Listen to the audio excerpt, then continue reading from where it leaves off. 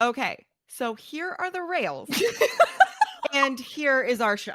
Completely off. Completely gone today. What in the world? Derailed.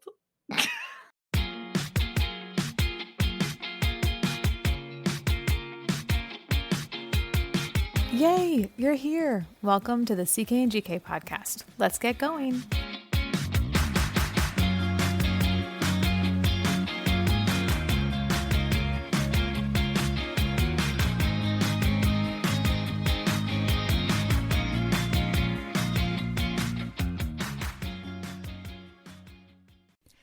It's Tuesday. Yeah, it is. Hey, everyone. We are so glad you're here. I'm actually mostly just glad that I'm getting to see and talk to Jenny because we haven't been able to get together and record for a little while. So this is fun for me, and I'm looking forward to what we're going to talk about, which is, Jenny, take it away. What are we talking about today? Things that we are not going to be posting on social media during the holiday season. Yes, I love it. I love that idea. So stick around because it's coming right up. But Okay. first, she's great. From her head to her mistletoes, it's Caitlin. Yes, that's adorable. Oh, I love that. Okay, well, you are just my favorite magnificent middle school marching band. Yay! That's good. That's good. Thanks. That's awesome. I've been in a middle school marching band. Have you? I have indeed. Yeah, I think I knew that. Pacific Junior High. Go Vikings. Oh, nice. Which Very then nice. became Pacific Middle School. With very unfortunate acronym. I went to and taught at Prairie Middle School, which you go. also has, and when we were in 6th grade, the chunks of class time were called periods. And of course they were. The joke was, welcome to PMS. Did you enjoy your first period? And imagine like all these 11 and 12-year-old boys running around saying that. Like they just thought they were so funny. That's and I'm like, so funny and creative. idiots. Yep. And guess who never thought of that joke? Literally no one, because everyone knows that joke. Okay, thank you. Anyway, let's get into our episode for today. Yay. Okay, so this was spurred on by an article from Reader's Digest, but I also read some things on All Women Talk, as well as on Social Stamina and The Healthy. Okay. And all of the links will be available to you as the listener. Love it. But there are some things that just should not show up in your social media feed this time of year. Yes. So we'll talk about what different things those are and why they are tacky. Here for it. Ready. Okay. All right. So the first one, obviously, is gifts. Both the ones that you didn't like, as well as bragging about all the ones you got. Okay, if you didn't like a gift, this is the season to exercise gratitude. Don't roll your eyes or complain when you didn't get what you want. You're a grown-up. Thank you. I can see you really thought about this gift. Have you seen those videos of the little kids who have been taught to be gracious for like everything? And so when they open their present and it's like an old banana, they're like, thank you so much. And there's they're like side-eyeing, like, Mom? Right, they're like, it's so nice of you, thank you. And it's so sweet. And the parents are like, I'm so proud of you for being gracious, but they're dying of laughter. And because they wrapped this on purpose to make their kid Yeah. Yeah, it's really funny.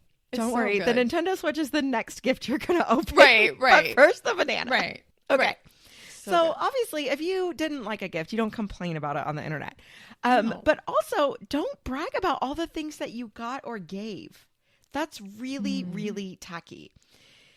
When you were 8, it was cool to call your friends after Christmas morning or get together the next day and share all the toys that you got and brag about Barbie's Dream House.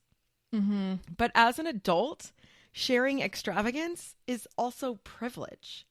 And sharing that with the world is not a flattering look. Agree. People who follow you might not be as fortunate as you are. And the holidays are just a reminder of that. I would agree with that. I mean, also, it tells the criminals just what to steal.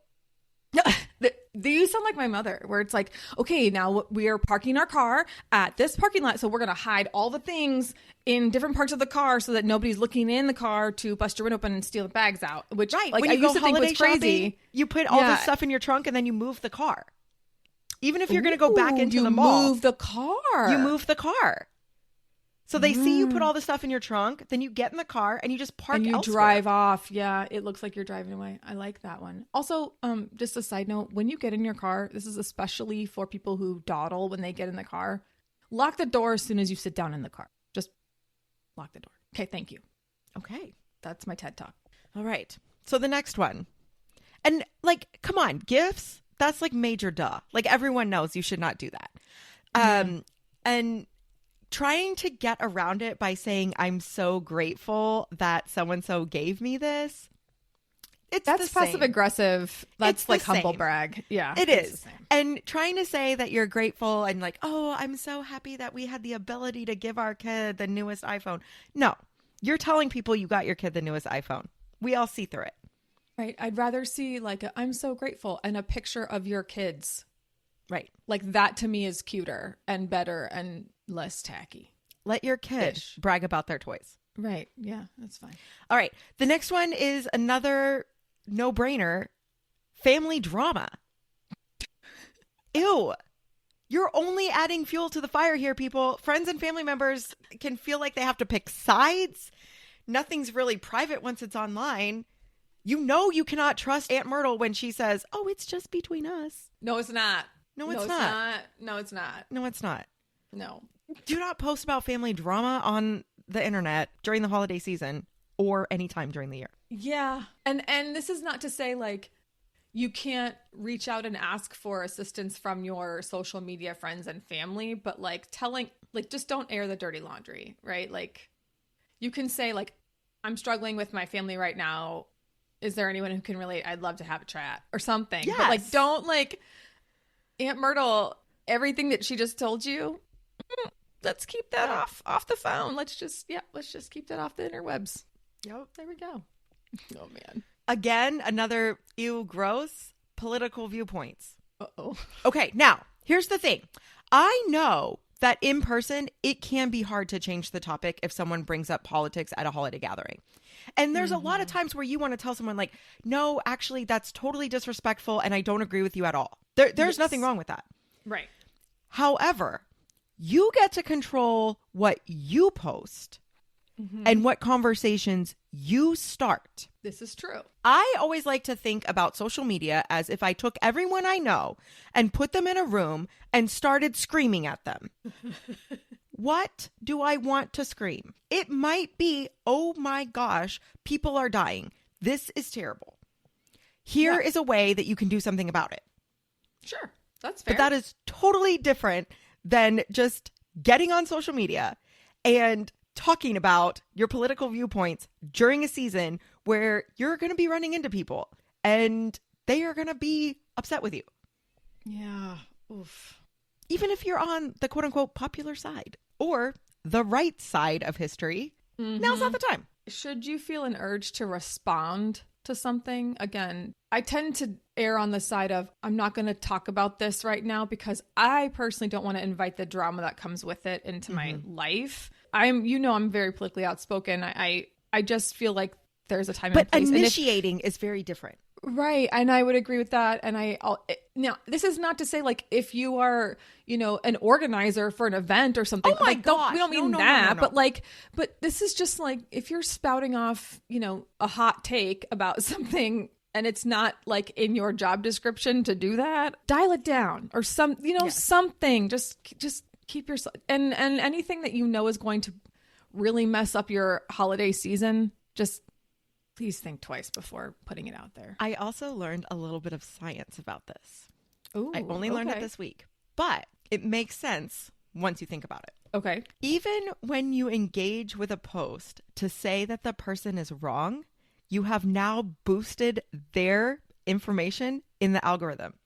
So even if you are negating something that someone put up, you are actually helping them get their message out to more people. So I do work in marketing and I do work a lot in social media. And I will tell you, this is absolutely true. Every single platform prioritizes engagement, is what we call that. And typically, like, I'm thinking of in particular, like LinkedIn and TikTok, a like is worth a very small amount of, I don't know if you want to think of it like a point system, right? Engagement points. But a comment is worth a very significant amount of engagement points. So when you don't engage with a post, you are allowing the algorithm to bury it.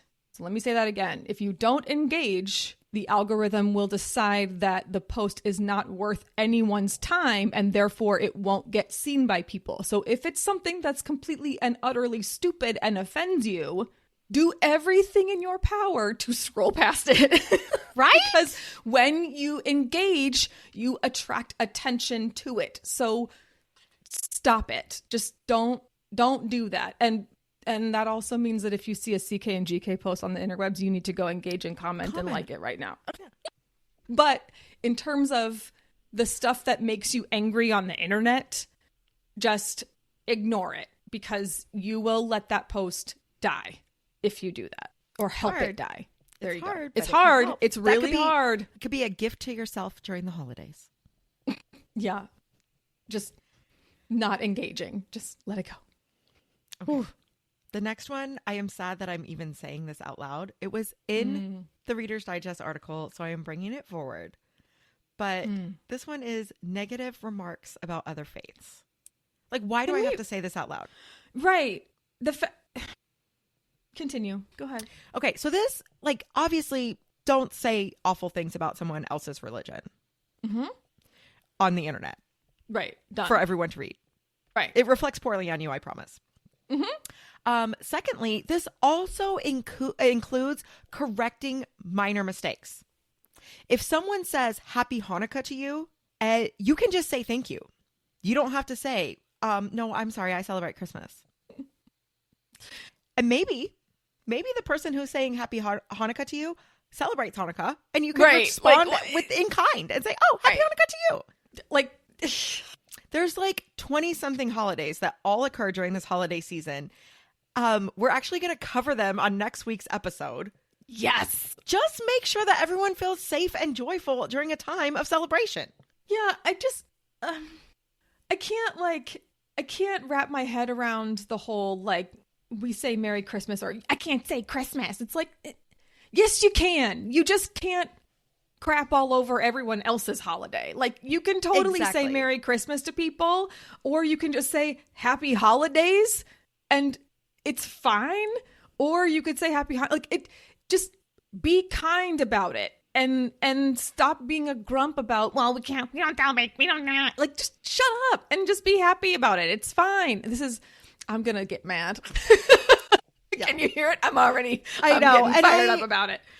I didn't even want to put this in there because I felt like it was such common knowledge, but it's not, though. That's why we have to say it. Right. This is why we have to say it. This is the same thing. Right. Okay. So the next one is unprofessional or undesirable behavior. Lampshade on head. Yes. Do not put pictures of yourself drunk on the internet. Do not complain about your work schedule or your boss, because I promise you there is someone out there who wants your gig and could go to great lengths to try and get it. Well, my stuff is private. No, it's not. It's not. You're private. No. Only if you don't have any followers. Right. Or any social at all. It's like, but then you are posting the pictures. Right. So I'm just thinking of, like, when I was in college and, like, you'd have your tiny purse, but then you had to have 15 things in your hand because nothing else fit in your purse. And you had your digital camera and your flip phone. And then all the digital camera pictures, you had, like, red eyes. So every photo you just looked drunken. And then you'd put them on the internet and people were like, oh my God, it was so much fun. It's like, I would be completely mortified if any pictures like that or posted of me right now. No. If I even appear drunk and I'm not, if my eyes are red from the flash, I'm like, get that out of here. Like, just don't put yourself in a position where you look unprofessional right now. Like, yes, everyone's celebrating. Yes, there are holiday parties left and right. I get that. But I don't know. Just don't use a filter. I read one of these posts that was like how to appear as old money. And one of them was never get photographed with a drink in your hand unless you're making a toast. Ooh, that's a good idea. Yeah, they were like, always put your drink down when you're about to get your picture taken. I feel like that's probably something that teachers are doing. You know what I mean? It's like, I don't ever want to have the appearance of that, so they put it down. You know what I mean? Yeah. That's an interesting thing, but I'm just thinking about like, just when I say use a filter, I don't mean like use a filter on your face like Valencia. I'm talking about like filter your brain out and don't post the stupid stuff. Right. You know what I mean? Anyway. So this also applies to if you're a business. If you're posting on behalf of your business, your content always needs to lead back to your brand. Yep. So don't focus so much on being cookie cutter perfect. Focus on being authentic. So is your company having a Christmas party? Put pictures up. Are people acting a fool at that Christmas party? Don't put pictures up. Yeah. And I have I work in marketing now, and I have a very real opinion about this. And someone's going to be like, but authentic is me being drunk. And it's like, no, it's not. Authentic is you being real and relatable. If you're real and relatable is drunk, don't post that. like just don't. You know what I mean? Just don't. And I'm saying this as someone who like understands that there are people who do have issues with alcohol and substance abuse, you know, and I just want to just be mindful of like respecting that as well. At the same time, if that's not you and you don't normally post those pictures, now is not the time to start doing it because it's the holidays and you want to show everyone how you celebrated. Just leave it alone. Right. Ugh. Okay, so the next one comes only from All Women Talk. A lot of these were like a blend of multiple sites, kind of said all the same things. I thought this was very intriguing. Okay. They recommend to be very careful about posting regarding invitations. Both invitations to events you're hosting and inviting people to, as well as invitations to events that you're being invited to and attending. Yep. If you are inviting people to an event via social media, you want to make sure that the event is private. You could really end up with hurt feelings if you create an event and people are not invited, but they know that they've been left out. I have thoughts. Yes. Okay. The other one, and this comes from my experience. Yes. I know where this is going. I can feel it. Let me start by saying this mom is amazing and is my very best friend at Kit's school. Okay. Because of what I did to start a relationship. Ready for it. Okay. Let's hear it. Her sons were having a birthday party.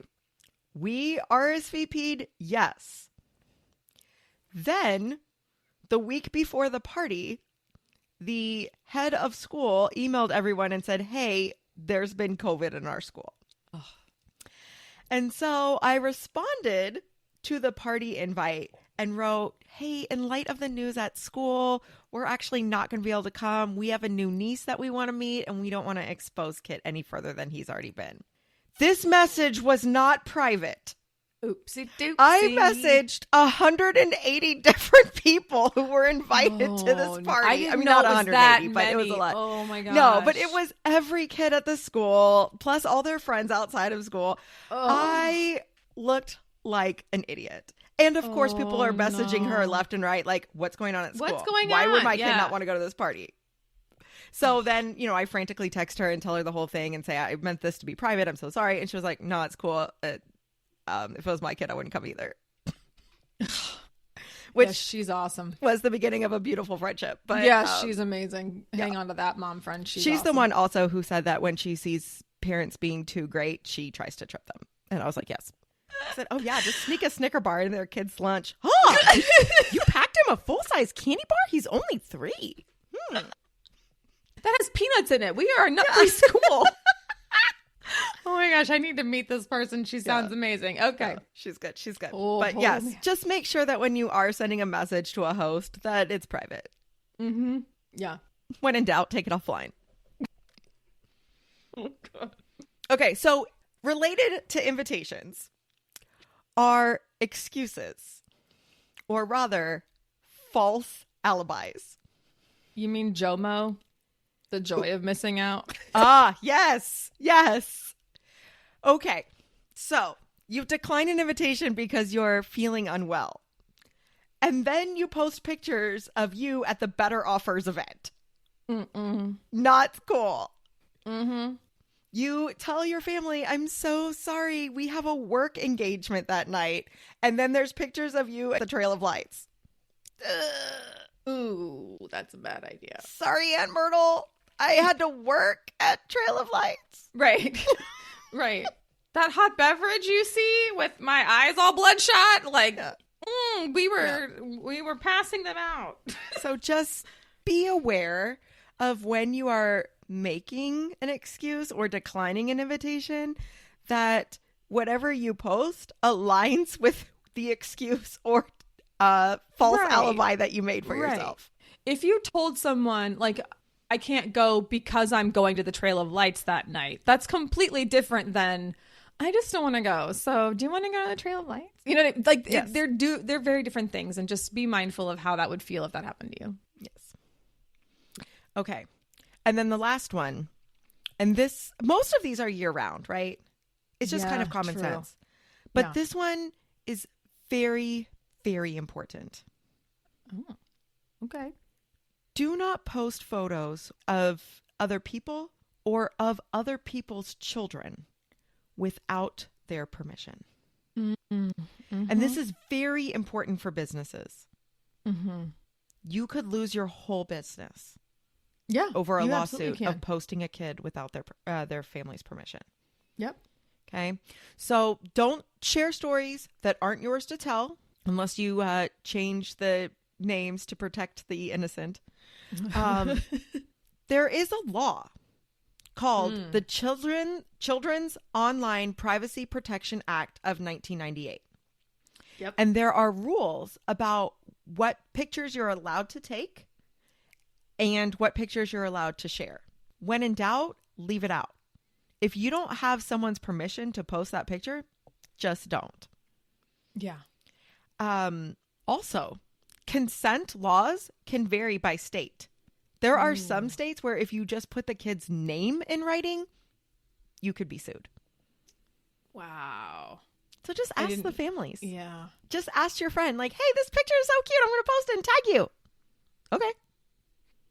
No, my face looks really fat. Take it again. You can still post the picture, but get a sticker and like a little online digital sticker and put it over the kid's face. Like, that's totally fine to do. Like, I don't like posting pictures of other, like, even my son's little friends. Like, I won't put them online. Those are for me and those are for him for later.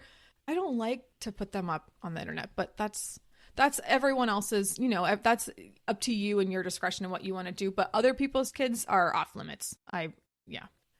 When I am doing marketing outreach for various companies, if one of the customers sends a message to the customer care team and says, hey, I really loved this product, I have to go in and ask for permission to publish just the quote.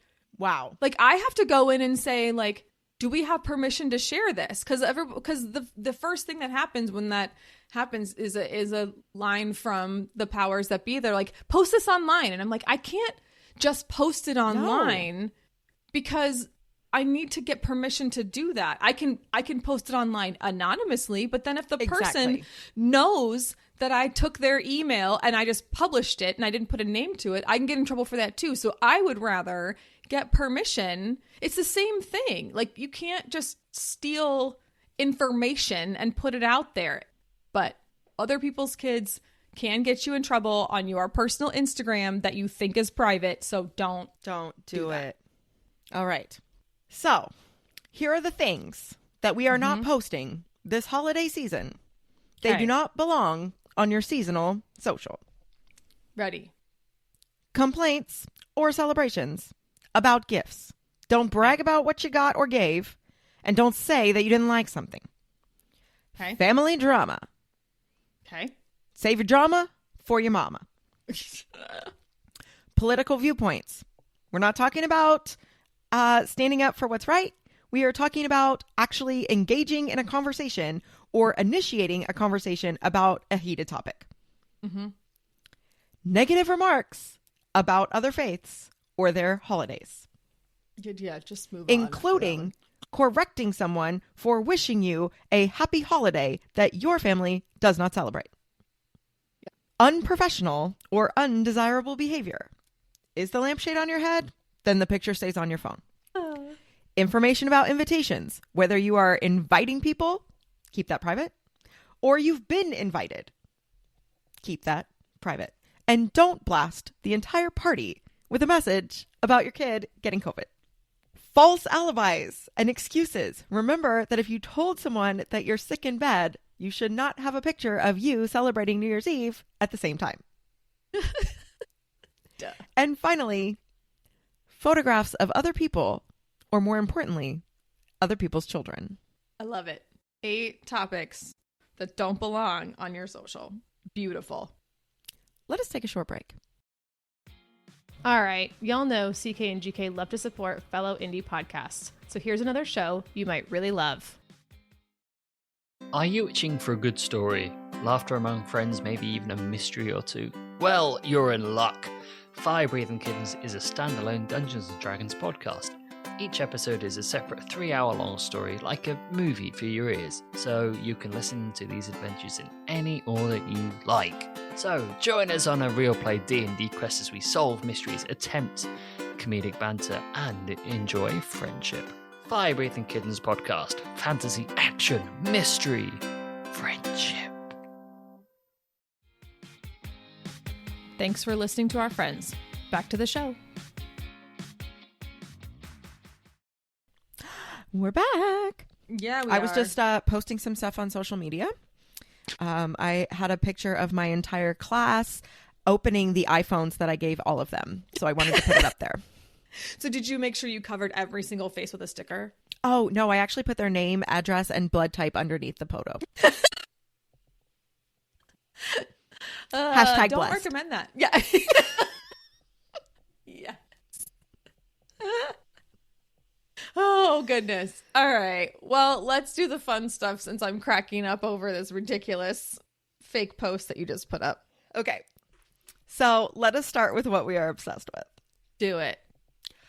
We are in the 40 days of Jenny's 40th. So my mom has always told me that I am the queen of extending my birthday. You are. You really are. I love a birthday season. And wait, so a birthday, a birthday week, a birthday month, a birthday season. We have increased it already. Holy smokes. I love a birthday season. Y'all. So join me, listeners, in counting down the 40 days until I turn 40. Every day I am doing something different for myself. I love that. I am trying not to be completely obnoxious about it, but I am indeed posting about it every single day. I love it. And so some days it's dressing up in a fun little outfit.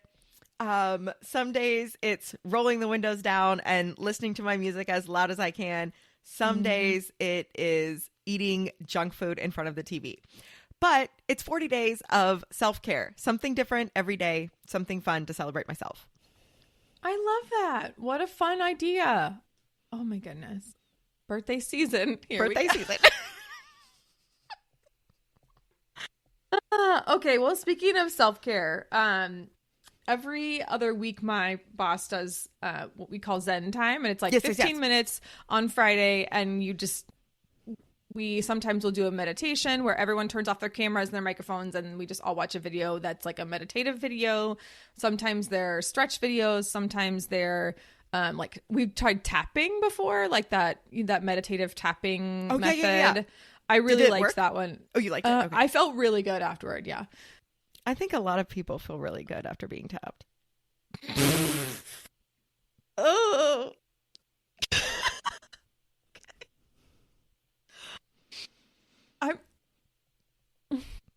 I'm going to pretend that you were talking about like a keg. Okay. So, anyway, we've been doing these 5-minute stretch videos. And I've been saving the videos to like a stretch video playlist, but it's really helpful. Like in the middle of the day when I'm completely losing my mind and I do like Pomodoro timer where 25 minutes on, 5 minutes off sort of thing. And every 4 25-minute chunks, I get a 15-minute break or I'll take lunch or whatever it is. But in the long break, I try and squeeze in at least one 5-minute stretch video per day. Now, I haven't been very successful this week or last week or the week before, but I did it today. I did it today. We had a Zen today and I I'd kept going for a little bit longer and then I did another one. But these 5-minute stretch videos are so helpful. It's amazing what 5 minutes can do if your back is sore or your shoulders are bothering you or whatever. I would highly recommend them. Just go onto YouTube and search. 5 minutes seems like a long time to stretch. Like normally if I stand up and stretch, it takes like what, 12 seconds? Right. Or like your morning stretch when you get up in the morning and you're like, having the big bear stretch. It's a short amount of time compared to like the length of a day. But it is a longer time stretching and focusing on movement than I would normally do. Yeah, I'm really into it and I'm going to try and build it into my schedule a little bit more. Like actually plan for that break to happen and then put the link in the calendar appointment for myself so that I just have it there and I don't have an excuse. Okay. So speaking of time, my gem of the week has to do with time. Okay. My mom recently attended a baptism. Okay. And it was part of a traditional Sunday worship service. It was not a separate event. Oh, okay. This is important because they added it to the traditional... To the regular service. Yes. Yeah. They did not subtract anything from the service. They did not hold it at the beginning of the service. They did not hold it at the end of the service. It was just another element added to an already regular 90-minute service. Yeah. As my mom is recapping the event, she describes to me the event program, the paper, the booklet they give you with the rundown of what's going to happen. She said, I am pouring through this program that's the size of a Cheesecake Factory menu.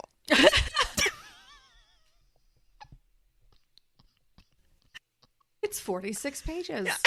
Oh, gosh.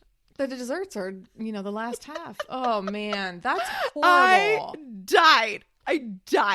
I thought that was so funny. Like, what a funny way to describe a church service, especially since my mom is very, very active in her own church. Yeah. Oh, man. I was going to say, it sounds kind of like a Catholic wedding service. Yes. They're so long and they do the full service inside and also the wedding. A wedding. Yeah. It's like, man, this is like, and I remember being a kid sitting in Catholic mass and we would leave immediately after we had our communion because you got to get out of there. Otherwise you don't beat the traffic. Right. But it was just, it felt so long even to sit there for those 45 minutes. And when I learned that some like Protestant services are 90 minutes ish or more, I was like, how do y'all do this? And then you put a baptism in the middle of it. Oh man, that I could see it being like a Cheesecake Factory menu. Oh, Also, funny. why are we printing out a program for that? Like, do you guys get a program for every different service? I mean, I don't know anything about this church. Oh. She was just visiting for the baptism. I was like, Catholics do the same thing, like on a 365-day rotation. So we just have the same book and you just keep on going. Ooh, My that's church so just uses bad. the Sky Bibles, What's a Sky Bible? the projector. Oh, nice. Okay. Well, I don't know how to follow that, but my gem is my son, and the older he gets, the funnier the little lines are that come out. And this one made me laugh out loud for a while. So, in our house, when we have like bath time, shower time, it's often just like a revolving door, right? Like one of us gets in and the other one gets in, and it like sometimes we just keep the water running. Sometimes we're in there at the same time because we're just trying to get it all done.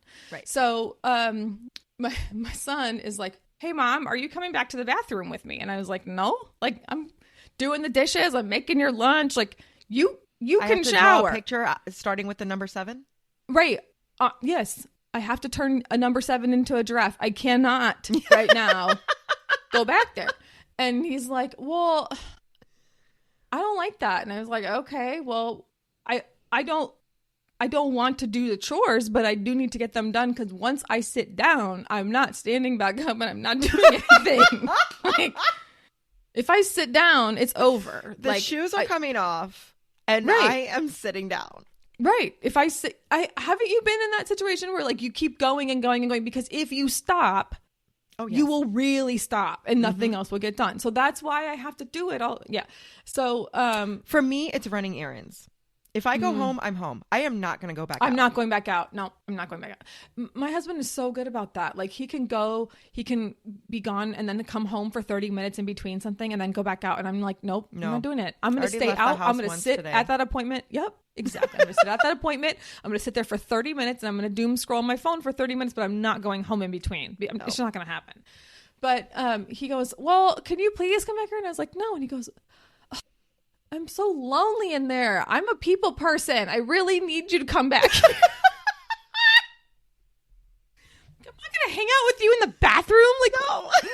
But I'm glad you're a people person. But thanks for telling you. Right, exactly. It's adorable that you're a people person. That's amazing. Okay, so I don't know if you know this, but there's some winter holidays coming up. Preview for next episode. Yes. Some of them involved gift exchange. Yes. Maybe for one of these holidays, Sam needs a speaker for the shower. He could Maybe listen to does. people while he Yeah, showers. he can. And it wouldn't have Yeah. to be you. Well, then if we do that though, I want it to play music because that kid sings in the shower and it makes my heart so happy. It is There the you go. You could put cutest. together a It's the Sam's cutest. shower karaoke list. Yeah, Sam's shower mix. I Oh love my it. gosh, speaking of karaoke, I have to tell you this terrible story, and it's amazing, and I'm sorry that it's adding to the episode, but it's so worth it. I'm here for it. Okay. So the Wednesday before Thanksgiving, John took Kit to go visit his dad in Houston. And I Yes. stayed home to take care of the dogs and the fish because it was only going to be one night. And so they went to Thanksgiving with his family. I went to Thanksgiving with my family, and we didn't have to worry about Done. boarding the dogs or getting someone to take care of the fish, whatever. Sure. Which anyone who has a freshwater fish tank, you do not understand. Saltwater fish are carnivorous. They have to eat twice a day. Someone has to be around to make sure the tank doesn't like explode. It's a thing. So anyway, Wednesday night, I went over to my parents' house for dinner, and then I came home, and I am by myself for the evening. And I had a glorious time. Yeah. But I did not clear my YouTube history. So the next day, Thanksgiving Day, John comes home after having Thanksgiving dinner in Houston. It's late Thursday night. We are both laying in bed, and he turns on YouTube to pull up a quick video for us to watch as we go to sleep. And he looks at me and says, "Jen,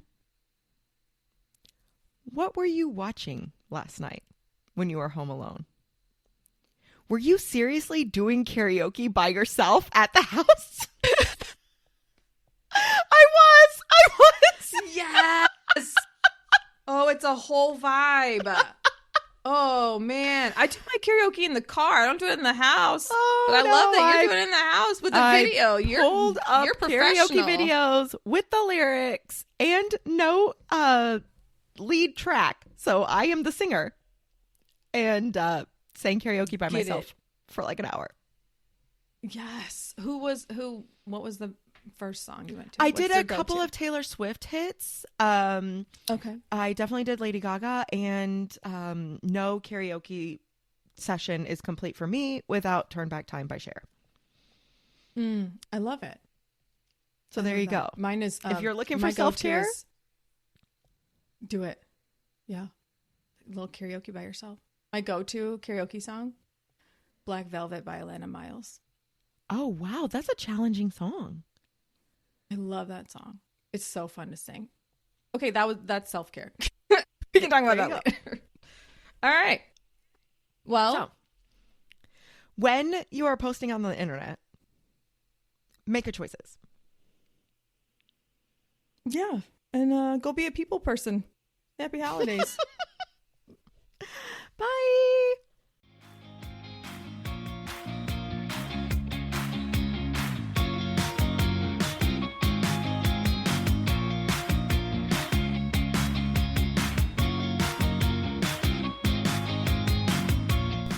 Hey friends, thanks for listening to the CK and GK podcast. Find us at CK and GK podcast on Instagram and Twitter, and rate, review, and subscribe on Apple Podcasts, Spotify, Good Pods, or anywhere else that you pod. See you next time.